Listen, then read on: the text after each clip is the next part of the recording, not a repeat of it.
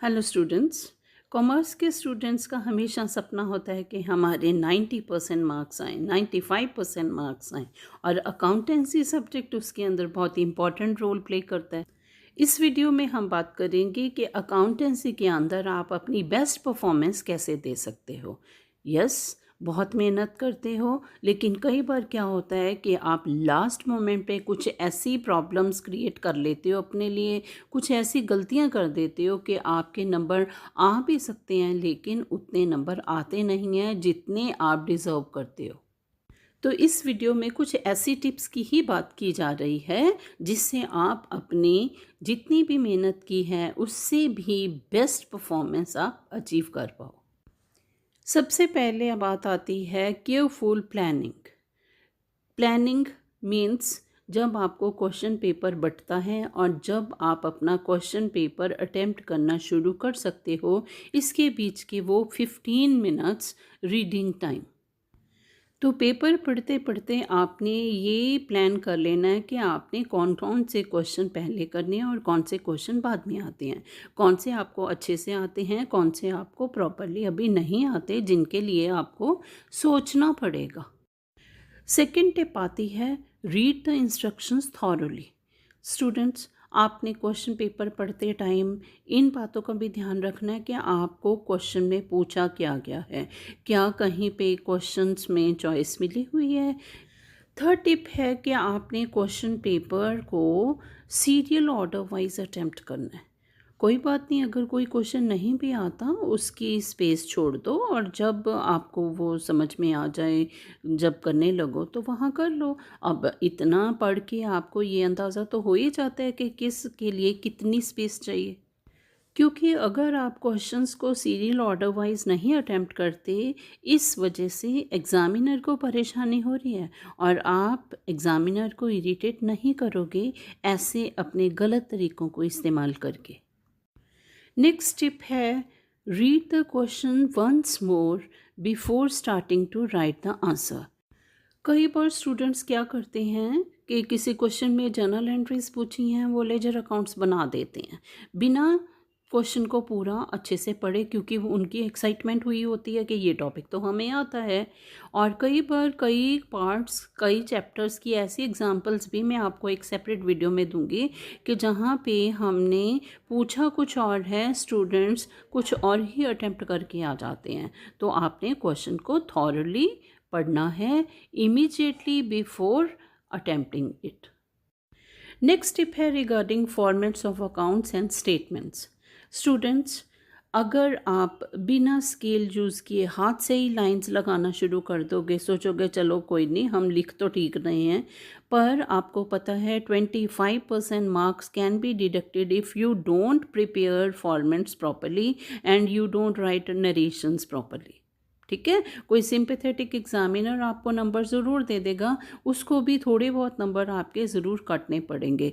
तो आपने फॉर्मेट्स, कोई भी अकाउंट है, कोई भी स्टेटमेंट है, अच्छे से बनाना है, प्रॉपर बनाना है और टॉप पे उसका नाम ज़रूर लिखना है। स्टूडेंट्स अकाउंट्स बना देते हैं, ऊपर अकाउंट का नाम होता ही नहीं है। स्टूडेंट स्टेटमेंट बना देते हैं, ऊपर नाम होता ही नहीं है। तो आपने ये गलती नहीं करनी। नेक्स्ट टिप है regarding working notes and rough work.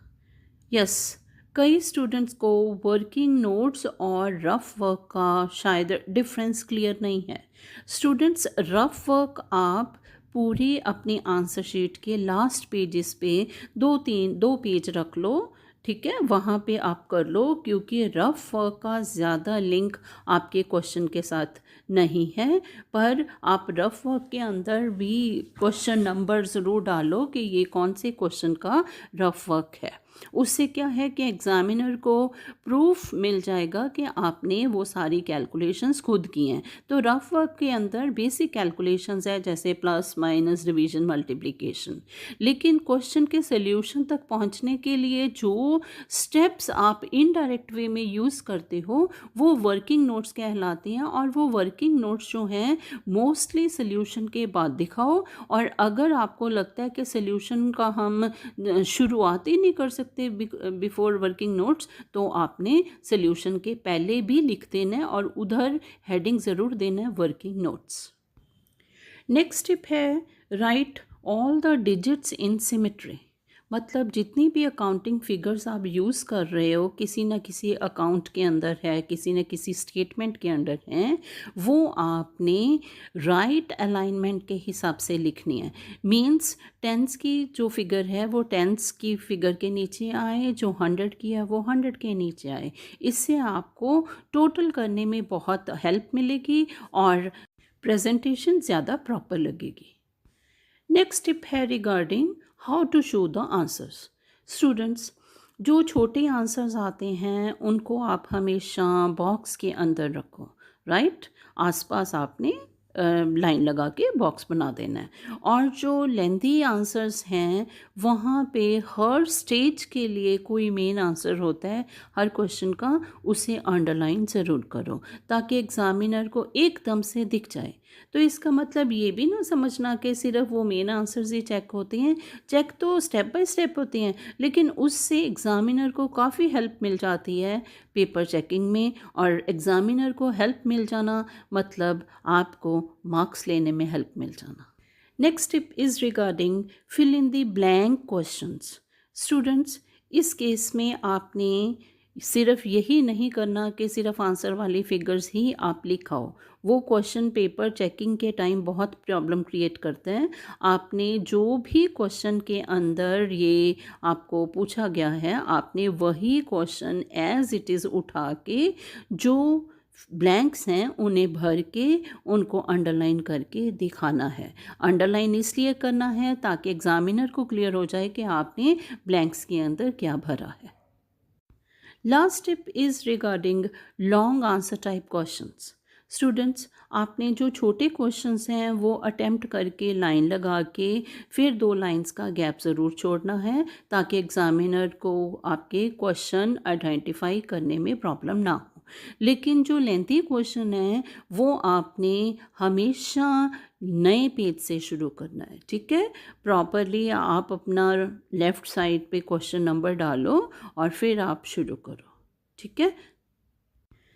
Dear students, ये जो मेन टिप्स मैंने आपको दी है ये उन स्टूडेंट्स के लिए हेल्पफुल होंगी जो पढ़ लेते हैं, अच्छे से तैयारी कर लेते हैं, लेकिन पेपर अटेम्प्ट करते टाइम कुछ ऐसी गलतियां कर जाते हैं, ठीक है? इन सारे पॉइंट्स के साथ रिलेटेड रेलिवेंट आर्टिकल्स और पॉइंट्स मैं आपको डिस्क्रिप्शन में भी मेंशन करके दे रही हूँ। तो डिस्क्रिप्शन में दिए लिंक्स को फॉलो करके आप इन्हीं टॉपिक्स की और ज़्यादा डिटेल पढ़ सकते हो।